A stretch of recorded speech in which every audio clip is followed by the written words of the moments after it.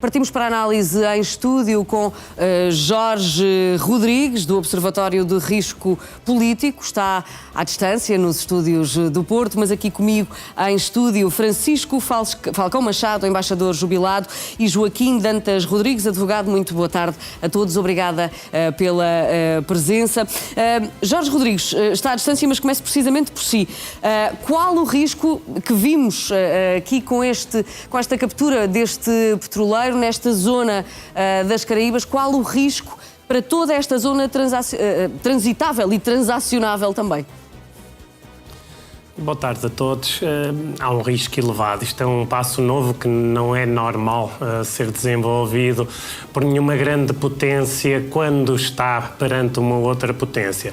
Vamos aqui analisar segundo dois grandes vetores. Um primeiro é exatamente avaliar a Rússia como grande potência. Foi exatamente Donald Trump que lhe deu novamente esse estatuto, porque, em boa verdade, a grande competição estava a ser desenvolvida única e exclusivamente entre os Estados Unidos e a China, e agora Donald Trump, dentro da sua revolução a nível global, acabou por dar e criar condições para que a Rússia assumisse novamente esse estatuto de superpotência. Isso é um ponto primeiro. Um ponto segundo é o que verdadeiramente está a acontecer. E se nós olharmos numa visão macro, ou seja, se não perdermos apenas o tempo com a imagem dos momentos extraordinários da ação direta, de termos Maduro com algemas a ser conduzido a tribunal, conseguimos ver três grandes ideias que seriam principais e que não são verdadeiramente uma surpresa dentro do alinhamento que é expectável do desenvolvimento estratégico norte-americano. Um primeiro é exatamente a preocupação securitária com o backyard, ou seja, com o seu quintal, o tal corolário Trump da doutrina Monroe, algo anacrónico, algo confuso, mas que verdadeiramente se traduz nisso mesmo. Uma segunda Trump rebatizou para uma doutrina Monroe. Monroe, exatamente, com alguma piada até, se é que estes temas possam ser analisados com humor, mas a verdade é que depois, na segunda dimensão, uma preocupação a nível de recursos e controle de recursos, e que já foram identificados os sítios essenciais para a administração Trump. A Venezuela é um deles, talvez o primeiro, e depois um terceiro ponto, um posicionamento e uma análise geopolítica de forma mais intensa, no sentido de se preparar para uma competição, ou seja, pretende retirar qualquer tipo de influência das outras grandes potências, China e Rússia, mas também outros atores que estão a influenciar a região, como o Irão, como o Hezbollah, como a Turquia, entre outros, e que de alguma forma marca posição no sentido de estar preparado para o controle do que eles dizem o hemisfério ocidental. E nesse sentido acabamos por analisar algum tipo de passos nesse sentido, seja a nível da narrativa, seja no plano até doutrinário, se aquele documento pode ser analisado com uma forma tão intensa a nível académico como o National Security Strategy, mas deixa ali os vetores principais de pensamento da administração, e no sentido de inclusivamente ter ações específicas, como foi esta ação direta contra um petroleiro com a bandeira russa. Isso sim altera de facto a situação, o status quo, e pode levar a outros caminhos que demonstram, por um lado, a assertividade de Donald Trump, mas por outro lado criam uma incerteza que pode ser preocupante tanto a nível securitário como a nível económico. Embaixador, estamos aqui perante esta mudança de realidade perante os olhos do mundo inteiro, não é? Porque temos vários intervenientes, mas na realidade a ameaça estende-se a muito mais. Exatamente. Quer dizer, isto, digamos que a gramática das relações internacionais mudou de linguagem. Estamos já a falar outra linguagem. Temos outra ordem mundial. Outra ordem mundial e que é a ordem da força. Atenção, os princípios agora são esquecidos. Eu falo de princípios como da soberania, da inviolabilidade das fronteiras, etc. Isso agora passou para segundo plano. Temos, enfim, na minha perspectiva, isto é a opinião pessoal, temos a força bruta que se impõe e ponto final, não é? Aquilo que o nosso povo diz muitas vezes, quero, posso e mando. É isto. Ouvimos ontem Donald Trump a dizer que Trump pode tudo, tem razão em tudo e ninguém ousa sequer contrariá-lo. Isso é o império, não é? Isso é a expressão mais acabada do imperialismo e do império e do imperador. Exatamente. Esse é o problema, não é? Exatamente. E é isso que evidentemente não nos pode dar grande tranquilidade, sobretudo para o futuro. Mas a questão é, não há ninguém nesta altura que esteja a questionar o imperador. Não há ninguém que esteja a desafiar o imperador. O mundo inteiro está, não diria impávido e sereno, mas está a assistir. Bem, de certa maneira, quer dizer, o imperador também, os pequenos adversários, ele não desliga, não é? Não contam. Não. E infelizmente é um pouco, sinto que está, é opinião pessoal. Certo. A nossa União Europeia está a resvalar um bocado para essa inoperancia, não é? Era aí que eu queria chegar. Isso é um facto. As declarações aparecem, o Trump aparentemente não, o presidente Trump não desliga muito. Ele pensa no dinheiro e é talvez essa arma que ele tem para o povo americano, é dizer, o que eu estou a fazer é para vocês ganharem mais dinheiro. Enfim, não está provado, mas é a perspectiva que ele apresenta ele e a sua equipe, então nas suas... Evidentemente cá, para além disto tudo, há muito mais, não é? Está-se a abandonar princípios muito antigos, esses tais princípios que eu mencionei, da soberania, do respeito pelas fronteiras, do não uso da força. Para isso é que se fizeram as Nações Unidas, para isso é que as Nações Unidas têm uma panóplia de instrumentos para resolver os conflitos, os métodos de resolução de conflitos internacionais. Mas têm resolvido? Bom, marginalmente não. O Trump diz que ele resolve tudo. Onde ele vai à paz, já ele alega, o presidente Trump... Os Estados Unidos não fazem parte das Nações Unidas. Já fez 8 guerras e meia. 8 guerras em que ele conseguiu a paz, não é? De 3 projetos de paz. E agora continua. Vamos lá ver. Era bom se ele realmente, as palavras correspondessem a factos, mas não me parece.